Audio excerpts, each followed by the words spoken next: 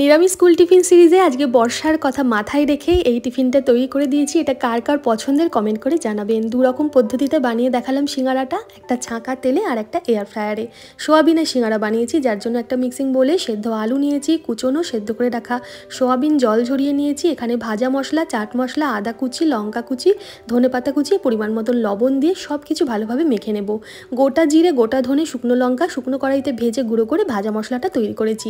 এইরকম করে আমরা পুরটা তৈরি করে নিলাম। এরপর একটা রুটি বেলে নেব। যেভাবে আমরা আটা ময়দা মেখে রুটি তৈরি করার জন্য রুটিটা বেলি, সেইভাবেই শুকনো আটা দিয়ে রুটিটা বেলে নেব। তারপর ঠিক যেভাবে আমি কাটলাম এইভাবেই তিন কোনা করে এটাকে কেটে নিতে হবে। এইভাবে সিঙ্গারাটা তৈরি করলে তাড়াতাড়ি কম সময়ে সিঙ্গারাগুলো তৈরি হয়ে যাবে। আর তৈরি করছি ছোট্ট ছোট্ট সিঙ্গারা, যাতে বাচ্চাদেরও ভালো লাগে। আর মোড়ানোটা আপনারা বুঝতে পারলেন, না বুঝলে আমি আরেকবার দেখিয়ে দিচ্ছি। প্রথমে ধারে একটু জল দিয়ে নিতে হবে।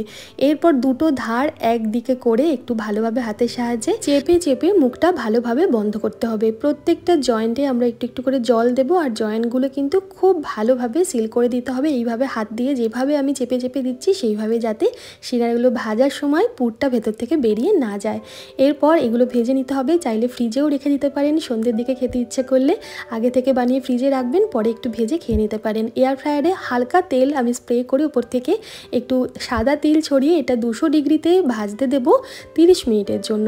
আর তারপর আপনারা চাইলে তেলেও এইভাবে ডিপ ফ্রাই করে নিতে পারেন। তেলটা হালকা গরম হলে তারপর সিঙ্গারাগুলো ছেড়ে কম আঁচে এইভাবে লাল লাল করে ভেজে তুলে নিতে হবে। খাস্তা মুখরোচক সিঙ্গারাগুলো আপনাদের কাদের কাদের পছন্দ অবশ্যই কমেন্ট করে জানাবেন। আর সোয়াবিনের জায়গায় চাইলে আপনারা পনির দিয়েও সিঙ্গারাগুলো তৈরি করে নিতে পারেন। মিঠাই স্কুলের টিফিনে 4টে এয়ার ফ্রায়ারে ভাজা সিঙ্গারা দিলাম, সাথে একটা কেশর পেস্তার সন্দেশ দিয়েছি, আর একটা গোটা পেয়ারা 4 টুকরো করে দিয়েছি, সাথে 1 বোতল জল তো আছেই।